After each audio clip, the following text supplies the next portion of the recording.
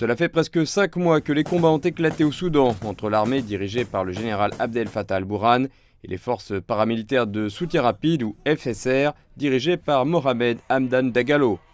Khartoum, la capitale, a été transformée en véritable champ de bataille sans qu'aucune des deux parties n'obtienne d'avantages militaires significatifs. Le général Burhan a récemment fait le tour de ses troupes dans les bases militaires du pays avant de se rendre à Port-Soudan, d'où il supervise les opérations du gouvernement. Sa récente visite dans la deuxième plus grande ville du Soudan a été bien accueillie par les habitants. La visite est positive et sera bénéfique pour la stabilité du pays. Si un gouvernement est formé et que les gens trouvent un gouvernement en phase 2, le pays deviendra stable et la stabilité pour les citoyens sera bénéfique car la population est très fatiguée.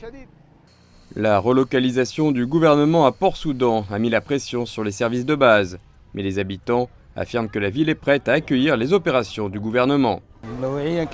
On peut dire que Port-Soudan est la deuxième ville après Khartoum et que cette ville pourrait devenir la capitale temporaire jusqu'à ce que Khartoum soit restauré. À Port-Soudan, le général Burhan a présidé des réunions du cabinet, est apparu plus souvent en public et a également effectué sa première visite à l'étranger depuis le début du conflit.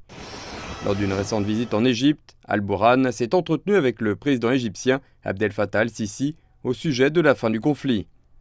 Dans son premier discours prononcé dans une base navale de Port-Soudan depuis le début des combats à la mi-avril, le général al-Burhan a exclu tout règlement politique avec les forces de soutien rapide.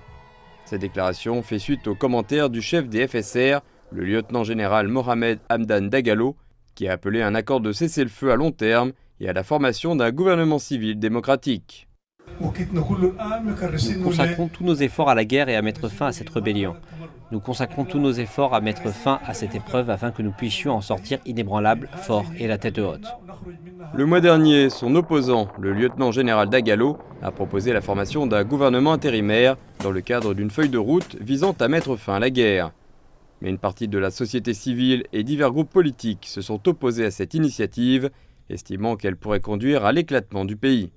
Le côté négatif est l'annonce d'un gouvernement intérimaire par l'une des parties. Et cela, à notre avis en tant que civil, comporte un risque qui pourrait conduire le pays à la désintégration si l'autre partie, les FSR, annonce un gouvernement dans les zones qu'elle contrôle. Le Haut Commissariat des droits de l'homme des Nations Unies estime qu'environ 4000 personnes ont été tuées dans le conflit, bien que le nombre réel soit considéré comme plus élevé. Selon l'Agence des Nations Unies pour les réfugiés, plus de 4,6 millions de personnes auraient été déplacées par les combats au Soudan, alors que plus d'1 million d'entre elles ont cherché refuge dans les pays voisins.